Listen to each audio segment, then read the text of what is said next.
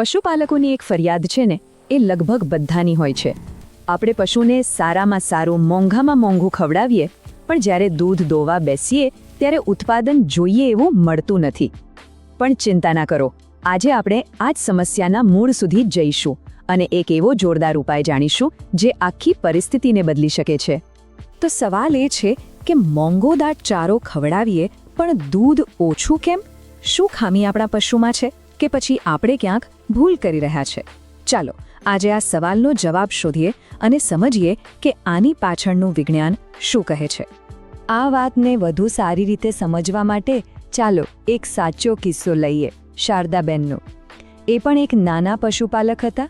પોતાની ભેંસની ખૂબ માવજત કરતા, સારું ખાણદાણ આપતા, પણ પરિણામ શું? માંડ 2-3 લીટર દૂધ. એમની આ કહાની ઘણા પશુપાલકોની વાસ્તવિકતા છે. પણ વાત અહીં પૂરી નથી થતી. નવાઈની વાત તો એ છે કે એક ખાસ ફોર્મ્યુલા વાપર્યા પછી એ જ ભેંસ જે માંડ 2-3 લીટર દૂધ આપતી હતી એ દિવસનું 12 થી 14 લીટર દૂધ આપવા લાગી. આ કોઈ જાદુ નથી. તો આટલો મોટો ફેરફાર આવ્યો કેવી રીતે? ચાલો આજે એ જ ગુપ્ત ફોર્મ્યુલાને જાણીએ. તો આની પાછળનું વિજ્ઞાન શું છે? જો, સૌથી પહેલાં તો એક વાત મગજમાં બેસાડી દો. પશુના પેટમાં દૂધ નથી બનતું. દૂધ બને છે એના લોહીમાં રહેલા પોષક તત્વોમાંથી. આનો સીધો મતલબ એ થયો કે તમે ભલે ગમે તેટલું સારું ખવડાવો, પણ જો એ બરાબર પચે નહીં અને લોહીમાં ભળે નહીં તો એ બધું નકામું છે.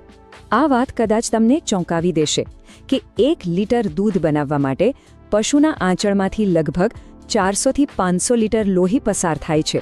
હવે વિચારો, જો એ લોહીમાં જ પોષણ ઓછું હશે તો શરીર દૂધ ક્યાંથી બનાવશે? એટલે જ આપણું મુખ્ય ધ્યાન પશુની પાચન શક્તિ સુધારવા પર હોવું જોઈએ. તો હવે સીધા આવીએ એ ફોર્મ્યુલા પર જેણે શારદાબેનને આટલું જોરદાર પરિણામ આપ્યું. આ કોઈ જાદુ નથી. આ એકદમ વૈજ્ઞાનિક પદ્ધતિ છે જે સીધી પશુની પાચન વ્યવસ્થા પર કામ કરે છે અને દૂધ ઉત્પાદનની એની સાચી ક્ષમતાને બહાર લાવે છે. તો આ ફોર્મ્યુલામાં મુખ્યત્વે 3 વસ્તુઓ છે. પહેલું છે 250 થી 300 ગ્રામ ઘઉંનો જાડો લોટ. એ તરત જ એનર્જી આપે છે. બીજું છે 100 ગ્રામ જૂનો દેશી ગોળ, જે પાચન માટેના સારા બેક્ટેરિયા વધારે છે. અને ત્રીજું 50 ગ્રામ મેથીના દાણા, જે દૂધની ગ્રંથિઓને સક્રિય કરે છે. હવે આ વસ્તુઓ તો કદાચ તમે જાણતા હશો, પણ અસલી કમાલ છે એને બનાવવાની રીતમાં. સૌથી અગત્યની વાત યાદ રાખજો. લોટ અને મેથીને બરાબર ઉકાળી લો. મેથી એકદમ પોચી થઈ જવી જોઈએ. પછી વાસણને ચૂલા પરથી નીચે ઉતારી લો અને એ ગરમ મિશ્રણમાં જ ગોળ નાખીને હલાવો. ગોળને ક્યારે ઉકાળવાનો નથી. પણ ઊભા રહો, વાત હજુ પૂરી નથી થઈ. આ તો દૂધ વધારવાની વાત થઈ. હવે આવે છે એક એવી વસ્તુ જે દૂધમાં ફેટનું પ્રમાણ વધારશે, જેને આપણે ફેટ બૂસ્ટર કહી શકીએ. અને આનો ફરક તમને રાતોરાત જોવા મળશે. અને અહીંયા એક ભૂલ બિલકુલ નથી કરવાની. જે મિશ્રણ આપણે બનાવ્યું છે એ જ્યારે થોડું ઠંડુ થાય, એટલે કે હૂંફાળું હોય, ત્યારે જેમાં 50 થી 100 મિલી કાચું સરસોનું તેલ ઉમેરવાનું. તેલને ક્યારેય ગરમ ન કરતા, કારણ કે એનાથી એના ગુણધર્મો નાશ પામે છે અને પશુના લીવરને પણ નુકસાન થઈ શકે છે. સારું, હવે ઘણા લોકો કહેશે કે અમે આ ફોર્મ્યુલા વાપર્યો, શરૂઆતમાં દૂધ વધ્યું, પણ 10-15 દિવસ પછી પાછું ઘટી ગયું. આવું કેમ થયું? આ સવાલ બહુ જ મહત્વનો છે અને એનો જવાબ સમજવો એથી પણ વધુ જરૂરી છે. જુઓ, કારણ એકદમ સીધું છે. કેલ્શિયમની ઉણપ. જ્યારે દૂધ ઉત્પાદન અચાનક ડબલ કે ટ્રિપલ થાય છે ત્યારે શરીરનો બધો જ કેલ્શિયમનો સ્ટોક વપરાઈ જાય છે. અને જેવો કેલ્શિયમ ઘટ્યો, શરીર તરત જ પોતાની રક્ષા માટે દૂધ બનાવવાનું ઓછું કરી દે છે. તો આનો ઉપાય શું?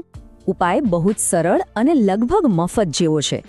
આપણે પશુને 2 વધારાની વસ્તુઓ આપીશું, જે આ કેલ્શિયમની ઉણપની સમસ્યાને જડમૂળથી દૂર કરશે અને દૂધ ઉત્પાદન લાંબા સમય સુધી ટકાવી રાખશે. આ છે કેલ્શિયમનો ખજાનો બનાવવાની દેશી રીત. ધ્યાનથી સાંભળજો. એક માટીનું માટલું લો, એમાં 10-12 લીટર પાણી ભરીને 2 કિલો કડી ચૂનો નાખી દો. 7 દિવસ સુધી રોજ એને એકવાર લાકડાની લાકડીથી હલાવો. 7 દિવસ પછી ચૂનો નીચે બેસી જશે અને ઉપર એકદમ સાફ કાચ જેવું પાણી આવી જશે. બસ આ જ પાણી આપણું કેલ્શિયમ છે. રોજ 50 થી 100 મિલી આ પાણી પશુને પીવાના પાણીમાં નાખીને આપો. પણ અહીં 2 વાતનું ખાસ ધ્યાન રાખજો. આમાં ભૂલ બિલકુલ ના થવી જોઈએ. પહેલું, જે નીચે ચૂનો બેસી ગયો છે ને એ ક્યારેય નથી આપવાનો. એ પશુની કિડની ખરાબ કરી શકે છે. ફક્ત ઉપરનું નીતરેલું પાણી જ વાપરવાનું છે. અને બીજું, ગર્ભવતી પશુઓને આ પાણી આપવાનું નથી. કેલ્શિયમની સાથે સાથે પેટનું વાતાવરણ પણ બરાબર રાખવું પડે. ક્યારેક વધુ પડતું દાણ ખવડાવવાથી પેટમાં એસિડિટી થઈ જાય છે. એના માટે અઠવાડિયામાં 2-3 વાર 20-30 ગ્રામ ખાવાનો સોડા આપો અને રોજ 25-30 ગ્રામ સામાન્ય મીઠું આપવાનું. એનાથી પશુ પાણી વધારે પીશે, જે દૂધ માટે ખૂબ જરૂરી છે. સારું, તો આપણે ફોર્મ્યુલા જોઈ લીધો, કેલ્શિયમનો ઉપાય પણ જોઈ લીધો, પણ હજુ એક રહસ્ય બાકી છે. આ કોઈ ફોર્મ્યુલા નથી, પણ પશુપાલનની એક એવી કળા છે જે મોટાભાગના લોકો ભૂલી જાય છે અથવા એના પર ધ્યાન નથી આપતા. બસ આ એક આંકડો યાદ રાખી લો, 7 મિનિટ. આ 7 મિનિટમાં જ બધો ખેલ છે. શું છે આ 7 મિનિટનું રહસ્ય? ચલો સમજીએ. વિજ્ઞાન એવું કહે છે કે જ્યારે આપણે પશુને દોહવાનું શરૂ કરીએ ત્યારે એના શરીરમાં ઓક્સિટોસિન નામનો એક હોર્મોન બને છે. પણ આ હોર્મોનની અસર ફક્ત 5થી 7 મિનિટ જ રહે છે. જો તમે 7 મિનિટમાં બધું દૂધ ન દોઈ લો તો પશુ દૂધ પાછું ખેંચી લે છે. આને જ આપણે ઉપર ચડાવી લેવું કહીએ છીએ. આનાથી ખાલી દૂધ ઓછું નથી મળતું, પણ આંચળમાં ગાંઠ થવાનો ખતરો પણ વધી જાય છે. તો આ બધી વાત સાંભળ્યા પછી હવે એક સવાલ જાતને પૂછો. આટલી બધી જાણકારીમાંથી એવી કઈ એક આદત છે જેને તમે આજથી જ, અત્યારથી જ બદલશો? કારણ કે એક નાનો સુધારો પણ તમારા પશુપાલનમાં મોટો ફરક લાવી શકે છે.